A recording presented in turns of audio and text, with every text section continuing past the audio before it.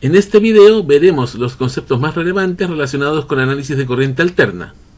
Se denomina señal alterna a señales eléctricas de voltaje y corriente que tienen una magnitud que varía en forma definida y periódica, es decir, formada por ciclos que se repiten continuamente y que varían entre dos niveles en iguales intervalos de tiempo. Ejemplos de este tipo de señales son la senoidal, la cuadrada y la triangular o diente de sierra. De las nombradas, las señales alternas de mayor interés son las senoidales, que son aquellas que se pueden modelar usando funciones armónicas seno o coseno. Además, son las más fáciles de generar en la práctica. Se puede lograr haciendo girar mecánicamente una bobina ubicada dentro de una zona con campo magnético. Por otra parte, en virtud de la teoría de Fourier, cualquier otro tipo de señal alterna periódica puede ser construida a partir de la sumatoria precisa de varias señales senoidales. Finalmente, las funciones armónicas seno y coseno son fáciles de trabajar matemáticamente, pues sus derivadas e integrales son también funciones armónicas.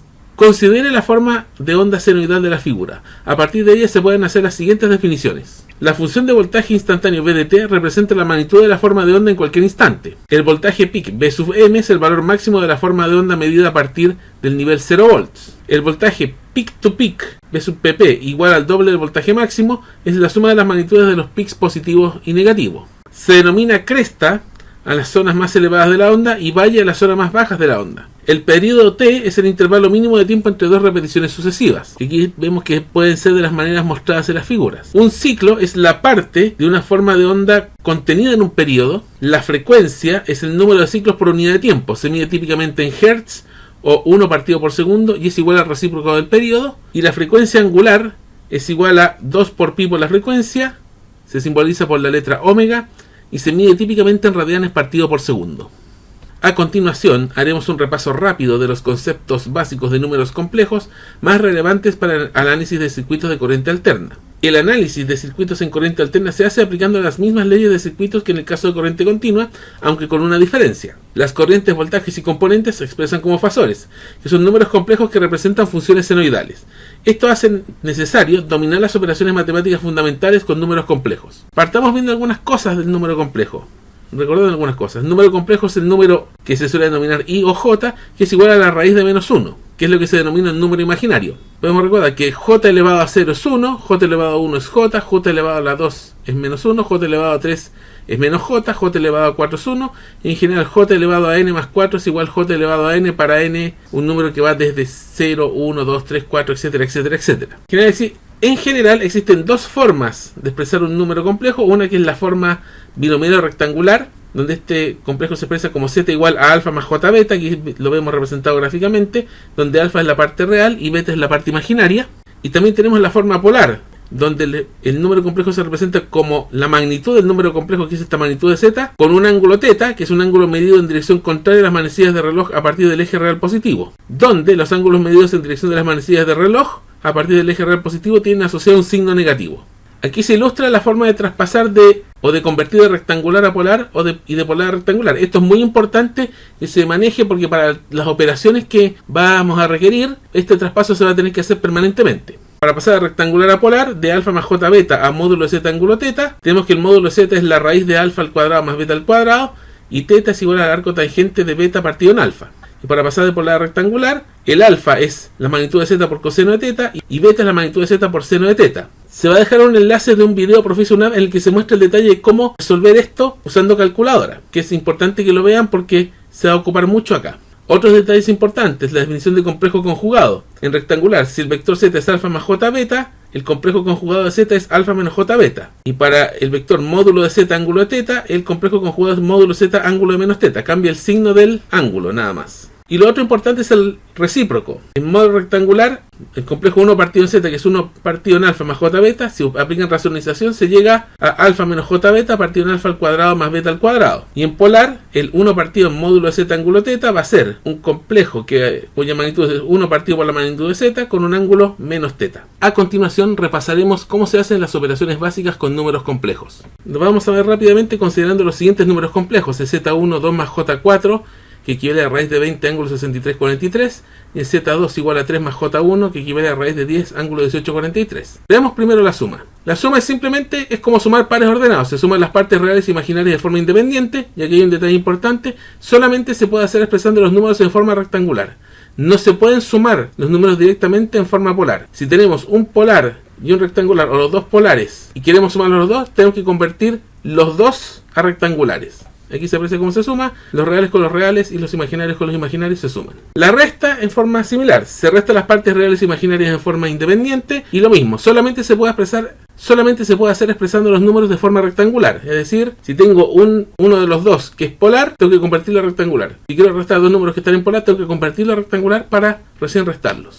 En el caso del producto, a diferencia de la suma y la resta, la multiplicación y también la división se puede hacer de las dos formas, tanto rectangular como polar. En el caso rectangular, se opera como producto entre binomios, donde hay que recordar que j al cuadrado es igual a menos 1. Entonces tenemos z1 por z2. Es como hacer una multiplicación entre dos binomios algebraica, de esas que se ven en el Baldor, en el Prochel, en el Rayán o en el cual han estudiado álgebra. Se hace la multiplicación, cuando aparezca un j al cuadrado se reemplaza por menos 1, se agrupan los términos y llegamos a que z1 por z2 es igual a 2 más j14, que es raíz de 200 ángulo 81,86 grados. Y para la forma polar, que es más simple, se aplica la siguiente propiedad, que z1 por z2 es z1 ángulo θ1 por z2 ángulo θ2. Nos queda un complejo polar cuyo módulo es el producto de z1 por z2 y el ángulo es la suma de θ1 más θ2. En este caso, raíz de 20 por ángulo 63,43 por raíz de 10 ángulo 18,43 quedaría raíz de 200 ángulo 81,86. En la división también se puede hacer tanto en rectangular como en polar. Por lo general siempre va a convenir más en polar, pero en algunos casos puede ser que convenga hacerlo rectangular, por lo tanto hay que manejar ambas. Lo mismo para la multiplicación. En el caso rectangular lo que se hace es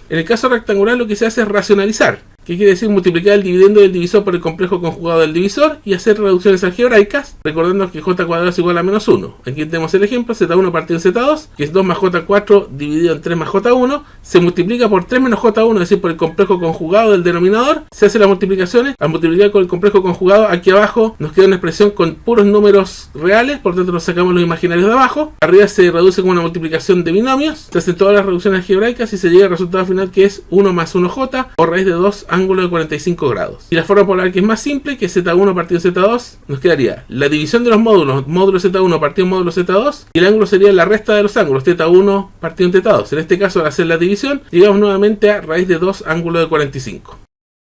Finalmente veremos algunos conceptos claves para el análisis de circuitos de corriente alterna. El valor eficaz o RMS de una función armónica de corriente o voltaje se define como la raíz cuadrada de la integral del cuadrado de la función en un periodo de tiempo. Se puede demostrar que el valor eficaz es el valor máximo de esa función dividido por raíz de 2. Aquí tenemos eso para voltaje y para corriente. Una función sinusoidal se puede representar fácilmente como un complejo en forma polar, donde el módulo es igual al valor RMS de la función y el ángulo es la fase inicial. Esta es la fase inicial, la parte módulo es la magnitud partido en raíz de 2. Las componentes se pueden representar factorialmente de la siguiente forma. Una resistencia R se representa en formato fasorial rectangular Z igual R más J0 con parte real positiva y parte imaginaria nula. En polares sería Z como R ángulo 0. Una inductancia L se representa en formato fasorial rectangular como Z igual a JXL, donde la reactancia inductiva es XL es igual a omega por L, donde omega es la frecuencia angular. XL se mide en ohms. Las inductancias dan origen a impedancias con parte imaginaria positiva. En polares sería XL ángulo más 90 grados.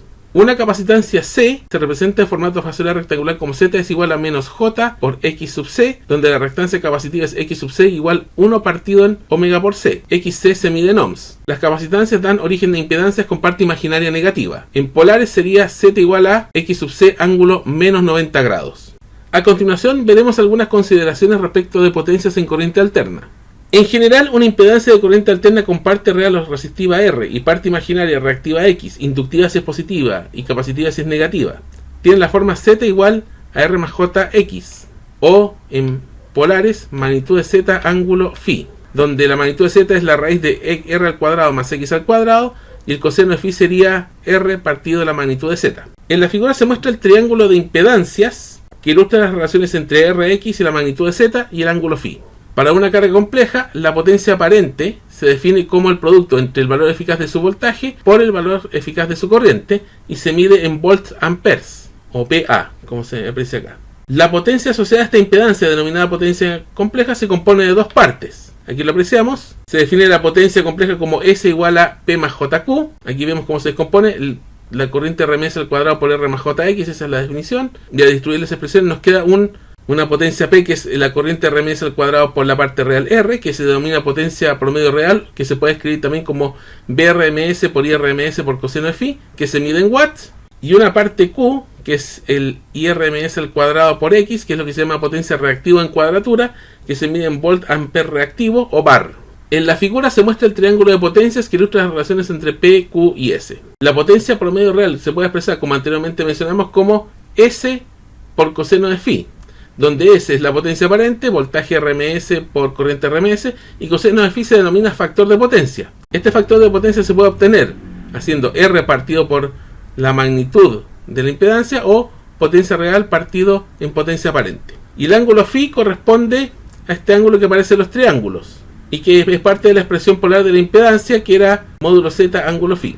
Respecto al factor de potencia podemos distinguir dos casos. El factor de potencia inductivo o atrasado, que se refiere a cuando la parte compleja de la impedancia Z es positiva, por lo que phi es mayor que 0, y el factor de potencia capacitivo o adelantado, cuando la parte compleja de la impedancia Z es negativa, por lo que phi es menor que 0. Finalmente, algunas consideraciones adicionales respecto al análisis de circuitos de corriente alterna. Trabajando con fasores, el análisis de circuitos a corriente alterna es muy similar al análisis de corriente continua con fuentes y resistencias, en donde rigen las leyes de Ohm y Kirchhoff de la misma forma que en el caso continuo, aunque para el cálculo de la potencia se debe considerar el factor de potencia y todo lo que vimos anteriormente. Eso sí, hay que considerar que las corrientes, voltajes y componentes se expresan con números complejos, con fasores. Al igual que con resistencias, condensadores e inductancias, se pueden establecer equivalencias entre impedancias complejas.